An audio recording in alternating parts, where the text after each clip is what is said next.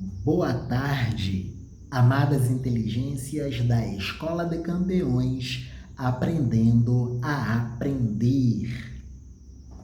E o texto de hoje é sobre economia internacional, padrão ouro e era do padrão ouro. Aos antecedentes históricos do padrão ouro. A origem do padrão ouro remonta ao próprio uso de metais preciosos como moeda, voltando ao quinto milênio antes de Cristo, há cerca de 7.000 anos para trás em relação a nós, quando os sumérios, localizados no Oriente Médio, passaram a usar moedas de metal. A atividade mercantil teve grande importância na economia até a queda do Império Romano Ocidental, em 476 d.C., quando a organização econômica dos romanos foi aos poucos totalmente substituída pela organização feudal da economia, em que a maioria das transações se davam dentro do feudo e o dinheiro tinha um papel mínimo. Contudo, a partir do fim do primeiro milênio, acentuada após o século XII, a atividade comercial no Ocidente voltou a crescer, com o nascimento das feiras de comércio no continente europeu, reunindo produtos e comerciantes de várias regiões. Ao mesmo tempo, as cidades do norte da Itália passaram a ser o grande entreposto comercial, intermediando as trocas comerciais mercantis entre o Ocidente e o Oriente, e expandindo as atividades mercantis. Nesse contexto, considerando a existência de rotas comerciais terrestres muito mal conservadas e cheias de ladrões, o transporte de grandes quantidades de metais preciosos, especialmente o ouro, tornava-se difícil e muito perigoso. A solução dos comerciantes foi criar documentos que representassem o valor dessas reservas de metais preciosos, permitindo assim que as transações comerciais se efetivassem sem a necessidade da movimentação física das reservas metálicas. Os bancos estocavam ouro e faziam circular certificados de depósito representantes do ouro estocado. Pouco tempo depois, nasceram os bancos comerciais na região do norte da Itália, que tinham a missão de guardar as reservas metálicas e emitir certificados de depósito que eram negociados em trocas de compras e vendas de mercadorias. As teorias monetaristas parecem ser derivadas do dinheiro de épocas passadas, dos tempos medievais, quando o dinheiro era ouro, ou, com a existência dos bancos comerciais, era o vale-ouro, certificados de depósito emitidos pelos próprios bancos. Os bancos estocavam ouro e faziam circular os certificados de depósitos. O preço médio do dinheiro era o preço do ouro. A maior quantidade de ouro decorrente da extração no Novo Mundo das Américas gerou uma grande inflação em toda a Europa no século XVI. Como o ouro ficou mais barato, A moeda, no caso, moeda mercadoria ouro, valia menos, ou seja, o preço das coisas expresso em moeda ouro era mais alto. Era prática comum entre os soberanos absolutistas o recolhimento das moedas ouro em circulação para derretimento do ouro e posterior emissão de mais moeda, utilizando a mesma quantidade de ouro das moedas ouro recolhidas da circulação anteriormente. Era um truque. O rei ou o duque seria dono de mais moedas e poderia financiar seus gastos ou promover guerras. E o preço das coisas seria expresso em um dinheiro desvalorizado, que representasse menos quantidade de ouro. Esses ganhos do soberano são chamados de ganhos de senhoriagem e fazem parte, até hoje, entre os monetaristas, dos conceitos relevantes da teoria monetária. Padrão ouro. Padrão ouro é um padrão típico da concepção da economia liberal. Economia liberal, Estado liberal, Constituição liberal. E como é a lógica de funcionamento do padrão ouro? Vamos lá, avançando. A partir das exportações e das importações, se dá o relacionamento econômico de uma economia nacional com o resto do mundo.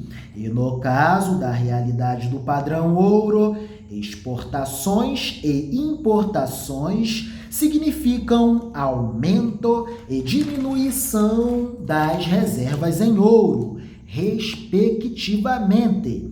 Exportações aumentam as reservas em ouro, importações diminuem as reservas em ouro. Exportações, vendas para o estrangeiro. Importações, compras do estrangeiro. País superavitário é um país que exporta mais do que importa. E um país deficitário é um país que importa mais do que exporta.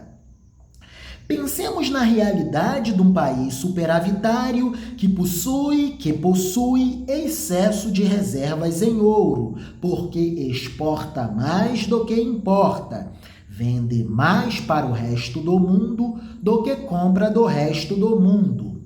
Com excesso nas reservas em ouro, a moeda se valoriza de tal modo que os salários dos trabalhadores passam a valer mais.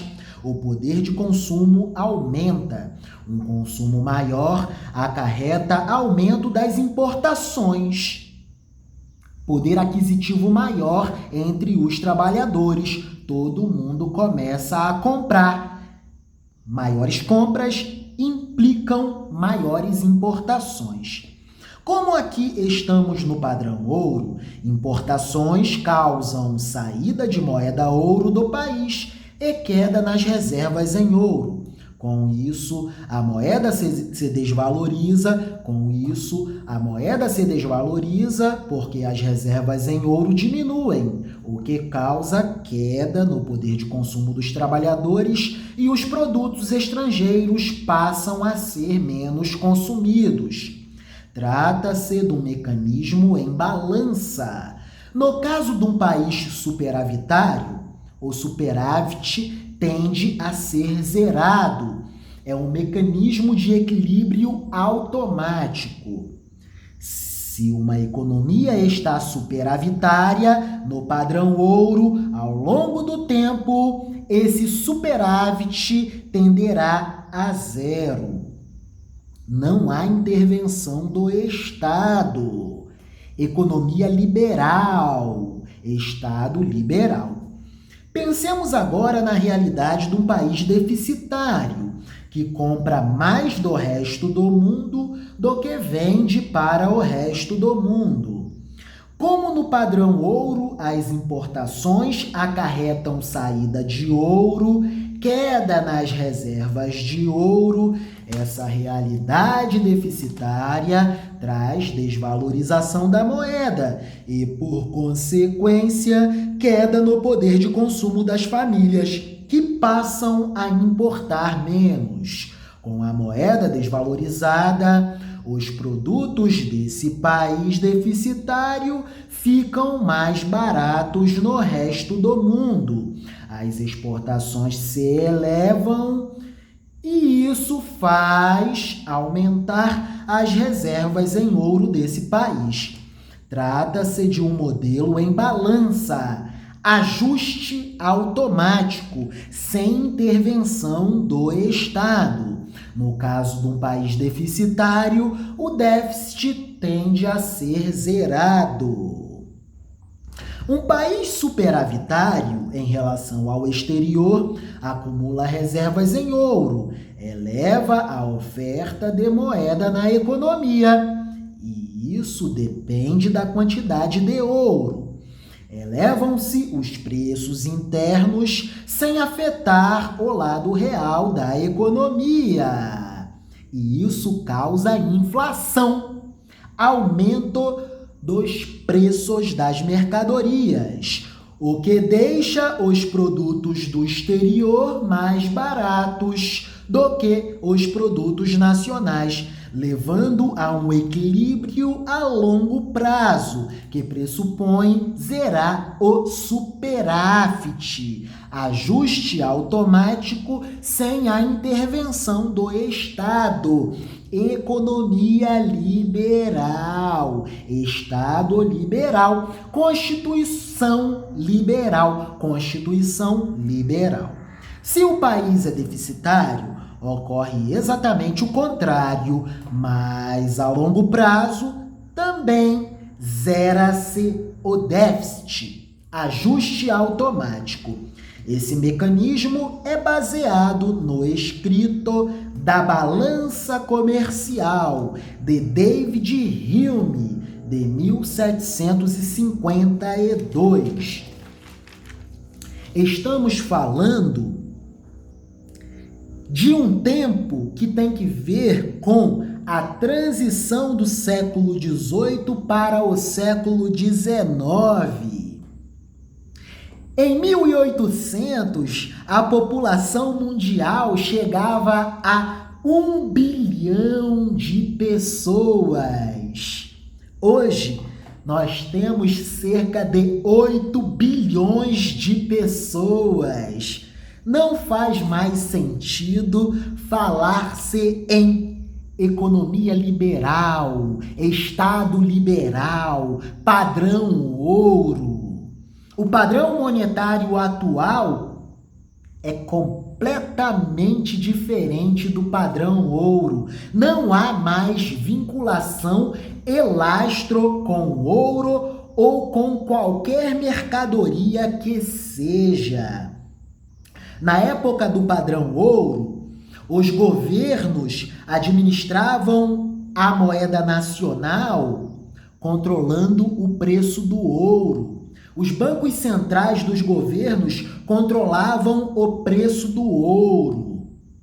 Hoje em dia, no padrão monetário neoliberal, os bancos centrais controlam e administram a moeda nacional juntamente com os tesouros nacionais, controlando taxa de juros. E isso tem que ver com a dívida pública dos governos centrais.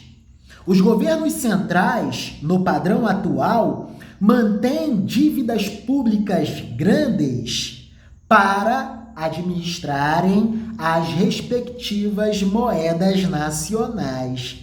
É isso.